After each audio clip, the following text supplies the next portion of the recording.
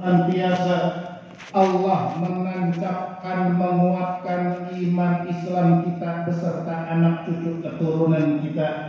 Amin amin ya rabbal alamin. Asy-Syaikh Abdul Wahab Sya'rani di dalam kitabnya Anwarul Qudsiyah memberikan satu nasihat, memberikan satu wasiat kepada kita umat-umat akhir zaman. Apabila kita ingin mendapatkan iman yang kuat, apabila kita ingin mendapatkan keturunan-keturunan dengan iman yang kuat, kata Syekh Abdul Wahab Sya'rani di dalam kitabnya Anwarul Qudsiyah, senantiasa lisan kita, qalbu kita untuk berzikir kalimatut thayyibah la ilaha illallah, tidak kurang daripada 100 kali zikir di dalam satu hari satu malam. Jadi kata Syekh Abdul Wahab Sya'rani, permintaan meminta iman yang kuat, permohonan untuk senantiasa Allah menguatkan iman kita beserta anak cucu keturunan kita, itu enggak cukup hanya meminta permohonan saja tanpa melalui zikir-zikir kepada Allah Subhanahu wa taala. Karena begitu banyak orang tua yang imannya kuat tapi Allah cabut nikmat iman daripada anak-anaknya. Enggak sedikit suami yang imannya kokoh tapi iman istrinya lemah. Kenapa? Karena tidak dibarengi dengan zikir-zikir kepada Allah Subhanahu wa taala. Makanya Syekh Abdul Wahab Sya'rani memberikan wasiat kepada kita, apabila kita ingin memiliki iman yang kuat, bukan hanya iman kita dengan istri kita, tapi memiliki anak cucu keturunan dengan iman yang kuat. Kata Syekh Abdul Wahab Sya'rani di dalam Anwarul Qudsiyah, maka lazimkanlah banyak-banyak menyebut zikir la ilaha illallah Muhammadur Rasulullah sallallahu alaihi wasallam. Kenapa? Sebabnya kita harus lazim, harus sering zikir la ilaha illallah. Karena di dalam la ilaha illallah itu memiliki makna kandungan, ada makna nafyun wal isbat. Apa itu nafyun? Nafyun itu mentiadakan seluruh perkara. Apa itu isbat? Isbat itu menetapkan satu perkara. Makanya di dalam Anwarul Qudsiyah dijelaskan begitu detail hikmah kandungan daripada la ilaha illallah, bukan hanya tiada Tuhan selain Allah. Kata Syekh Abdul Wahab Sya'rani, la ilaha tiada Tuhan illallah kecuali Allah. La ilaha tiada yang memberikan umur panjang illallah kecuali Allah. La ilaha tiada yang memberikan kematian illallah kecuali Allah. La ilaha tiada yang memberikan kesenangan illallah kecuali Allah. La ilaha tiada yang memberikan kesusahan illallah kecuali Allah. La ilaha tiada yang memberikan kekayaan illallah kecuali Allah. La ilaha tiada yang memberikan kemiskinan illallah kecuali Allah. La ilaha tiada yang memberikan jabatan, kekuasaan illallah kecuali Allah. Makanya apabila di dalam qalbu seorang hamba, di dalam qalbunya sudah terpatri la ilaha illallah, ketika dia diberikan kesusahan, dia tidak akan mengeluh, karena dia tahu illallah itu datang dari Allah Subhanahu wa taala. Makanya apabila di dalam seorang hamba, di dalam qalbunya sudah ada la ilaha illallah, ketika Allah memberikan kekayaan, dia tidak akan sombong. Ketika Allah memberikan jabatan, dia tidak akan sombong, karena dia tahu la ilaha tiada kekayaan, tiada jabatan illallah kecuali itu datang dengan izin Allah Subhanahu wa taala. Oleh karena itu, mari yuk sama-sama kita lazimkan la ilaha illallah. Bukan hanya saja di bulan suci Ramadan kita berteriak la ilaha illallah, akan tetapi di luar bulan suci Ramadan, untuk menancapkan iman Islam kita beserta anak cucu keturunan kita, mari kita syiarkan la ilaha illallah di masjid kita dan di rumah-rumah kita. Oleh karena itu kita sekali lagi memohon kepada Allah, mudah-mudahan di zaman yang penuh fitnah, Allah kuatkan iman Islam kita beserta anak cucu keturunan kita. Amin, amin ya rabbal alamin. Tak lupa salawat beserta salam kita sampaikan kepada junjungan alam, yakni Habibana wa Maulana Muhammad sallallahu alaihi wasallam, kepada seluruh keluarganya, kepada seluruh sahabat, kepada seluruh tabi'in, kepada seluruh tabi'in, atba'ut tabi'in, sampai kepada para ulama dan kita umat Islam akhir zaman. Mudah-mudahan pengakuan kita sebagai umat Rasulullah nanti di akhirat diakui oleh baginda Rasulullah sallallahu alaihi wasallam. Amin, amin ya rabbal alamin. Allahu akbar, Allahu akbar, Allahu akbar, walillahil hamd. Ibadallah, para jamiah salat Idul Fitri yang mudah-mudahan diberikan keberkahan oleh Allah Subhanahu wa taala. Syekh Muhammad Nawawi Al-Bantani menukil satu hadis, yang mana hadis ini berbunyi likulli syai'in zakatun wa zakatul jasadi as-sawm. Kata Kanjeng Nabi Muhammad sallallahu alaihi wasallam, likulli syai'in zakatun, setiap segala sesuatu itu memiliki pembersih. Wa zakatul jasadi, dan adapun pembersih jasad, zahiran wa batinan, itu as-sawmu, adalah puasa. Ibadallah, para jamiah salat Idul Fitri yang mudah-mudahan dimuliakan oleh Allah Subhanahu wa taala. Kita enggak tahu, mungkin 11 bulan yang lalu sebelum Ramadan datang, mata kita banyak, lebih banyak untuk melihat-lihat yang diharamkan oleh Allah Subhanahu wa taala. Kita enggak tahu, boleh jadi 11 bulan yang lalu telinga kita banyak kita dengarkan suara-suara yang dilarang oleh Allah Subhanahu wa taala. Kita enggak tahu, boleh jadi 11 bulan yang lalu kaki kita, tangan kita, otak kita, seluruh anggota tubuh kita, perut kita selalu dimasukkan oleh barang-barang yang haram yang dilarang oleh agama.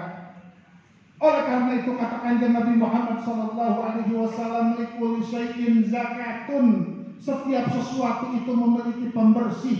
Adapun pembersih daripada jasad kita itu as-sawmu, adalah puasa di bulan suci Ramadan. Makanya bulan puasa itu, makanya Ramadan itu disebut dengan ibadah tazkiyah. Apa itu ibadah tazkiyah? Ibadah tazkiyah itu pembersih. Pembersih jasad, pembersih qalbu, pembersih tangan, pembersih mata, pembersih kaki. Berapa banyak barang haram yang telah masuk ke dalam perut kita. Berapa banyak pandangan-pandangan haram yang telah kita lakukan. Berapa banyak amaliyah-amaliyah yang bertentangan dengan syariat agama yang kita lakukan. Oleh karena itu apabila kita memasuki bulan suci Ramadan, badan kita sedang ditazkiyahkan, mata kita sedang ditazkiyahkan, kuping kita sedang ditazkiyahkan, terlebih-lebih qalbu kita sedang ditazkiyahkan oleh bulan suci Ramadan. Makanya pantas apabila mereka yang full berpuasa 30 hari karena Allah Subhanahu wa taala, imanan wa ihtisaban, wulida kal fitrati, dia dilahirkan seperti dalam keadaan suci. Kenapa? Karena seluruh badannya zahiran wa batinan telah ditazkiyahkan oleh bulan suci Ramadan. Yang selanjutnya, Syekh Muhammad Nawawi pun menukil perkataan daripada Al-Imam Abu Bakar Siddiq di dalam kitabnya Nasaihul Ibad. Arba'atun min nuril qalbi. Ada 4 perkara, ada 4 amaliyah min nuril qalbi yang apabila kita lakukan, min nuril qalbi akan membersihkan qalbu kita dan akan dihinggapi oleh cahaya nur ilahi. Apa itu salah satunya? Yaitu batnun jaiun, mereka yang senantiasa perutnya dalam keadaan lapar. Ditafsirkan lagi oleh Syekh Muhammad Nawawi Al-Bantani apa yang dimaksud dengan batnun ja'iun. Bagi mereka yang perutnya selalu lapar, Allah akan terangkan hatinya. Bagi mereka yang perutnya selalu lapar, Allah akan bersihkan kalbunya. Yang pertama adalah mereka yang lapar, artinya mereka yang apik, mereka yang selalu menjaga perutnya daripada barang-barang haram. Mereka yang senantiasa menjaga mulut dan perutnya daripada barang-barang haram. Lebih baik lapar ketimbang masuk barang yang haram. Lebih baik lapar ketimbang masuk hak orang lain ke dalam perut kita. Mereka yang kuat iman seperti itu, kata Syekh Muhammad Nawawi Al-Bantani, min nuril qalbi, hatinya akan diberikan cahaya ilahiyah oleh Allah Subhanahu wa taala. Bukannya kebalikan. Enggak apa-apa perut kita kenyang, enggak mikirin duitnya dari mana, enggak mikirin usahanya dari mana, enggak peduli harta dari mana. Yang penting perut kenyang, keluarga kenyang, anak kenyang. Masalah perkara urusan agama itu nomor yang sekian. Mereka itu adalah orang-orang yang kafir. Mereka itu adalah orang-orang yang fasik, yang menghalalkan segala cara. Makanya Allah akan hitamkan kalbunya. Allah akan cegah daripada nur ilahiyah masuk ke dalam kalbunya. Akan tetapi apabila ada manusia, dia lebih memilih lapar ketimbang makan yang haram. Dia lebih memilih lapar ketimbang mendapatkan usaha yang haram. Dia lebih memilih lapar ketimbang memiliki harta yang haram. Kata Syekh Nawawi Al-Bantani, min nuril qalbi, orang yang seperti itu Allah akan turunkan cahaya ilahiyah ke dalam kalbunya. Yang kedua, yang dimaksud dengan batnun ja'iun, orang yang selalu lapar, yang akan diberikan cahaya ilahiyah ke dalam kalbunya adalah orang yang senantiasa puasa. Bukan hanya di bulan suci Ramadan, bukan hanya bulan puasa kita puasa, bukan hanya puasa wajib, tapi setelah bulan suci Ramadan masih banyak puasa-puasa yang lainnya. Ada puasa sunnah Senin, ada puasa sunnah Kamis, ada puasa Ayyamul Bid. Itu adalah puasa-puasa sunnah yang hikmahnya bisa membersihkan kalbu kita daripada kotoran-kotoran dosa. Kata Syekh Muhammad Nawawi Al-Bantani, apabila seorang hamba melakukan satu dosa, itu akan menyebabkan satu titik hitam di dalam kalbunya. Satu dosa, satu titik hitam, dua dosa, dua titik hitam, 10 dosa, 10 titik hitam, 100 dosa, 100 titik hitam. Begitu banyak maksiat yang kita lakukan selama 11 bulan sebelum masuknya bulan suci Ramadan. Makanya pantas apabila orang tidak sanggup dinasehati oleh agama, makanya pantas orang udah enggak mempan lagi dinasehati oleh para ulama. Makanya pantas apabila ada manusia yang kalbunya keras. Makanya pantas apabila ada manusia yang hatinya, yang kupingnya, yang matanya telah dibutakan oleh Allah terhadap ilmu agama. Karena apa? Karena terlalu banyak maksiat, terlalu banyak titik hitam di dalam kalbunya. Oleh karena itu kata Syekh Nawawi Al-Bantani, min nuril qalbi, apabila kita ingin membersihkan kalbu kita daripada kotoran-kotoran dosa karena terlalu banyak maksiat kepada Allah, batnun ja'iun, banyak-banyaklah kita puasa. Bukan hanya puasa wajib di bulan suci Ramadan, terlebih penting lagi adalah puasa-puasa sunnah. Apabila kita sudah seringkali melakukan dosa, apabila kita sudah seringkali melakukan maksiat, mata dan kuping kita akan ditutup oleh Allah terhadap syariat agama. Oleh karena itu mari kita buka mata kita buka telinga kita dengan memperbanyak puasa. Terlebih-lebih puasa sunnah yang dianjurkan oleh Rasulullah Sallallahu Alaihi Wasallam. Allahu Akbar, Allahu Akbar, Allahu Akbar, walillahil hamd.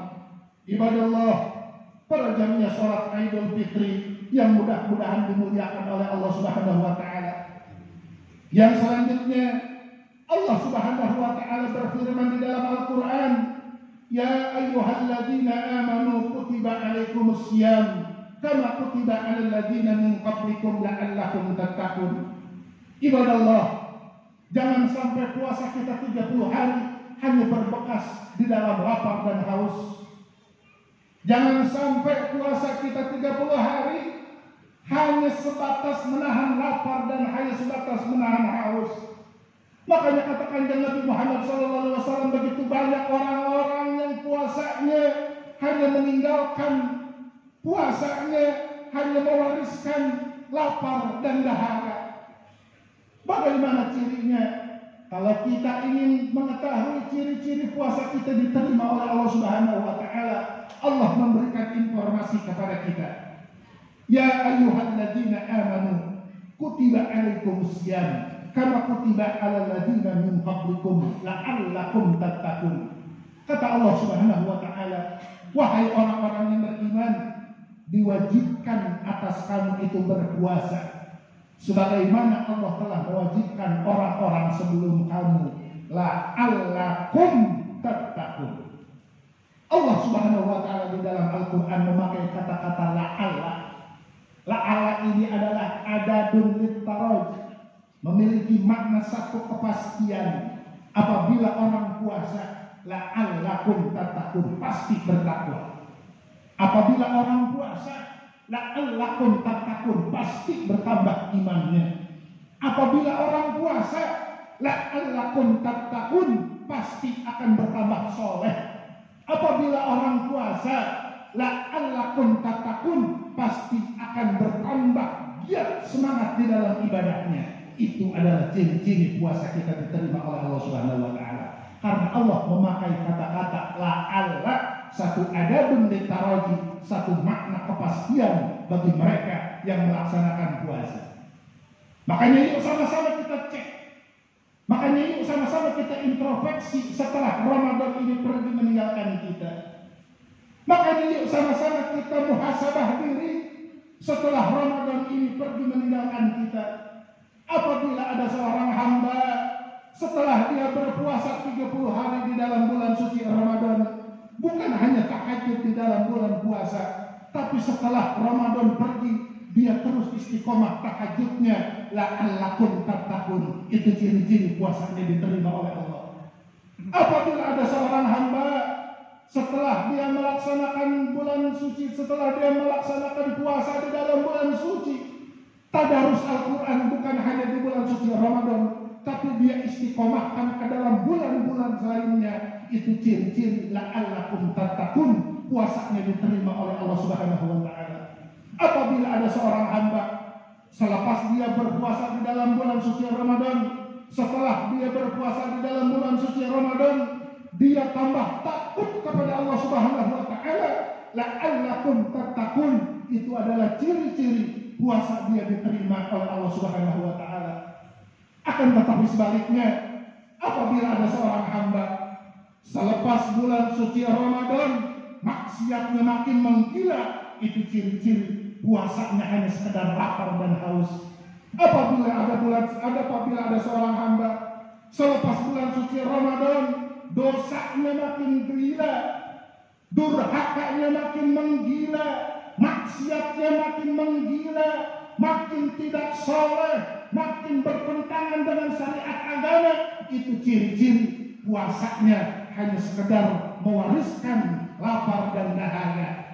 Makanya Allah Subhanahu wa taala memberikan ciri bagi mereka yang ingin mengetahui puasanya diterima oleh Allah.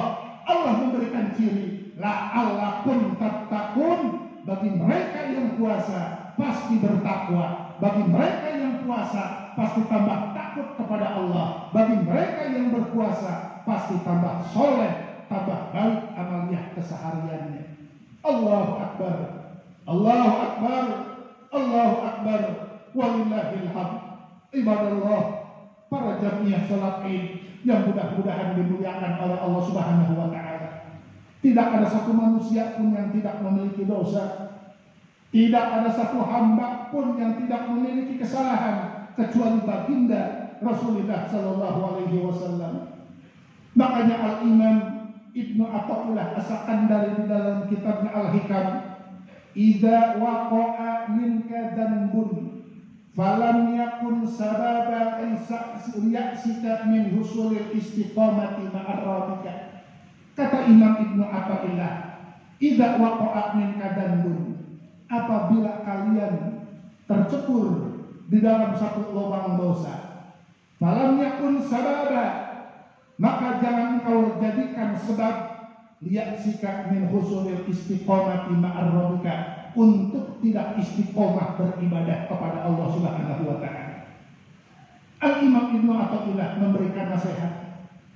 Walaupun sebanyak apa kita maksiat kepada Allah, walaupun seberat apapun dosa kita kepada Allah, ingatlah maghfirah Allah itu lebih besar, ampunan Allah itu lebih luas.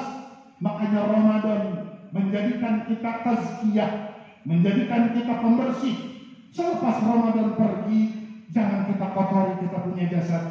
Setelah Ramadan pergi, yunadu alal fitrah, Allah melahirkan kita kembali ke dalam kesucian. Jangan kita kotori kalbu kita dengan durhaka maksiat kepada Allah. Makanya kata Imam Ibnu Athaillah, 1000 kali dosa, 1001 kali kita bertobat kepada Allah Subhanahu wa taala. 1000 kali maksiat, 1000 kali sujud tobat kita kepada Allah Subhanahu wa taala. 1000 kali membuat kesalahan, 1001 kali kita kembali kepada Allah Subhanahu wa taala. Artinya apa? Artinya jangan hanya karena melulu kita berbuat maksiat kita libur ibadah. Jangan hanya karena melulu kita berbuat dosa kita putus ibadah. Jangan hanya kita manusia yang banyak maksiat kita putus asa tidak mau ibadah kepada Allah. Makanya kata Imam Ibnu Athaillah, falam yakun sababal ya'sika min husulil istiqomah. Bagi kita para pendosa, bagi kita para perduhaka, bagi kita orang-orang yang selalu melakukan maksiat, jangan berhenti istiqomah ibadah kepada Allah Subhanahu wa taala. Kita baca Al-Qur'an bukan hanya di bulan suci Ramadan. Kita tahajud bukan hanya di bulan suci Ramadan. Kita sujud menangis tengah malam bukan hanya di bulan suci Ramadan. Kita merintih minta diampuni dosa bukan hanya di bulan suci Ramadan. Tapi yang terlebih penting setelah Ramadan pergi, kalau kita ingin tahu puasa kita diterima, kalau kita ingin tahu Ramadan kita diterima, sejauh mana kita mempertahankan istiqomah ibadah kita, sejauh mana kita mempertahankan tahajud kita, itu adalah ciri-ciri puasa kita diterima oleh Allah Subhanahu wa taala. Amin amin ya rabbal alamin. Allahu akbar. Allahu akbar. Allahu akbar. Walillahil hamd. Ibadallah, para jamaah salat Idul Fitri yang mudah-mudahan dimuliakan oleh Allah Subhanahu wa taala. Kalau saja sekelas bulan suci Ramadan tidak sanggup merubah kalbu kita, kalau saja sekelas bulan suci Ramadan yang Allah berikan jaminan apabila orang lulus daripada bulan suci Ramadan akan menjadi orang yang bertakwa, tidak sanggup merubah kalbu kita jadi orang maksiat kepada orang yang soleh, maka di mana lagi kita akan mencari kelas riyadah? Maka di mana lagi kita mencari kelas mujahadah? Maka yuk sama-sama kita istiqomahkan ibadah-ibadah bulan suci Ramadan, kita pindahkan kepada bulan-bulan yang lainnya. Kita berdoa kepada Allah, mudah-mudahan apapun bentuk ibadahnya yang kita lakukan di dalam bulan suci Ramadan, mudah-mudahan Allah terima, mudah-mudahan Allah kabul, dan mudah-mudahan Allah tazkiyahkan diri kita zahiran wa batinan.